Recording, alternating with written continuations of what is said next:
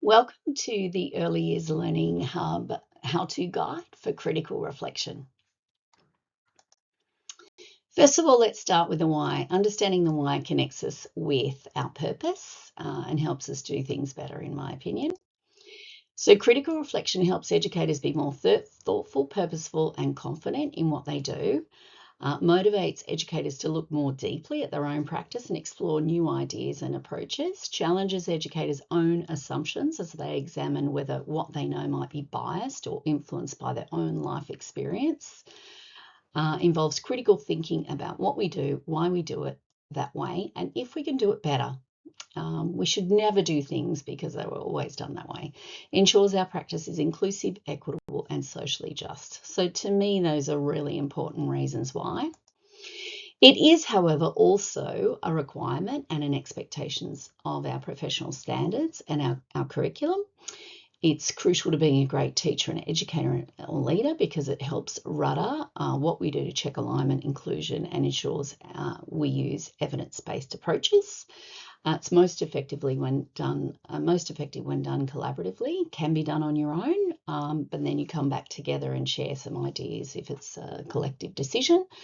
And it makes our work more impactful because we implement high quality practices when we critically reflect on what we're doing. And this is what the research tells us makes the biggest difference in terms of outcomes for children. So the how, understanding how we fit this into our daily practice helps make practice change possible.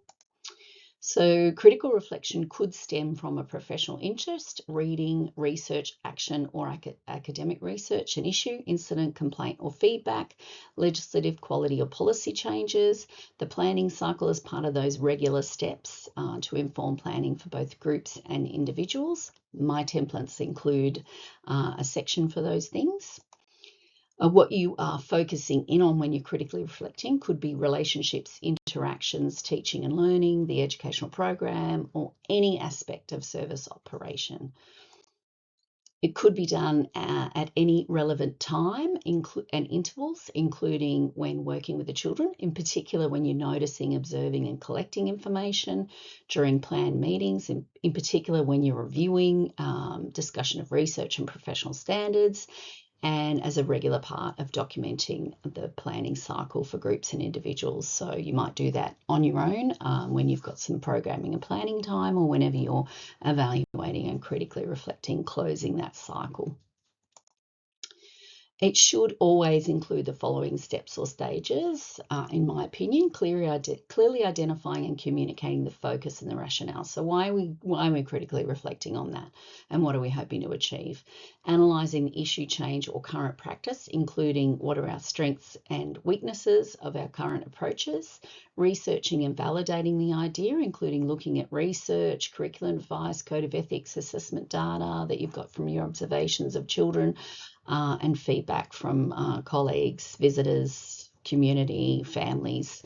Identifying a change and analysing the benefits and consequences. If we do make this change, what else could be affected or impacted by this? And documenting a record of key ideas and references. So, what was it that you why did you do it? Why did you decide on that thing? And what did you refer to as part of your critical review? Plan for change through existing organisational plans such as PDPs, QIPs, strategic plans, reconciliation plans, those sorts of things. The what, so understanding what it looks like in practice with practical, relatable examples helps make practice improvement easy. So I've given you a couple of examples here. So we had scenario one, we had an issue involving a child protection issue that occurred during our morning free flow. We were encouraged by our organisational support team to consider if we could maintain adequate supervision during our free flow time. As a team, we took a deep critical reflection approach, as children's health and safety is of paramount concern in our service, but also knew that our free flow was beneficial to children's learning and therefore also of paramount concern. We looked at the regs, as in the regulations, and reflected on how we were meeting supervision requirements and how, particularly adequate supervision, and how we could improve supervision and embed this across the board, including with relieving educators. We looked at some research around the free flow approach and why this is important to support children's wellbeing, self-regulation, and opportunities for uninterrupted play and learning. We documented this by making notes in our critical reflection folder and developed a goal on our quality improvement plan. Practice is informed by critical reflection is a good example. Scenario 2, embedding the Aboriginal and Torres Strait Islander perspectives principle aligned with the updated learning frameworks. So what we were focusing in on was opportunities for more effective, aligned and efficient ways for planning and planning for teaching about and for Aboriginal and Torres Strait Islander children.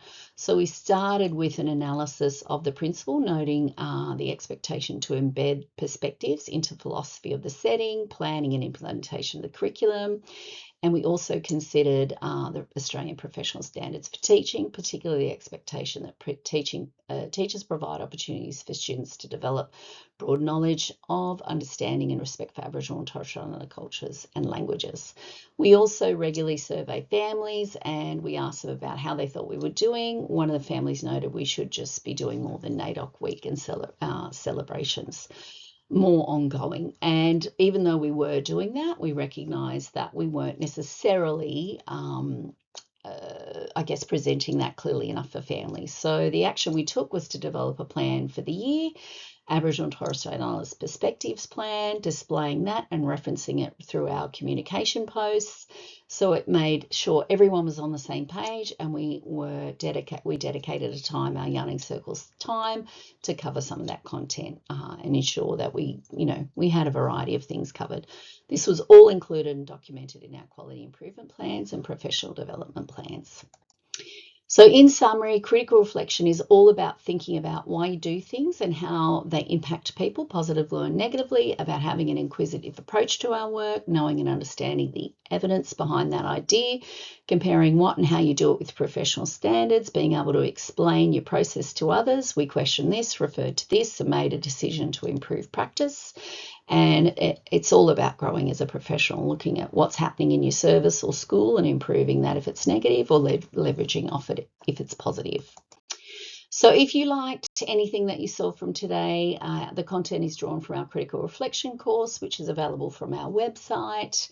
And also don't forget to subscribe to our channel for more great content at Early Years Learning Hub -Q31.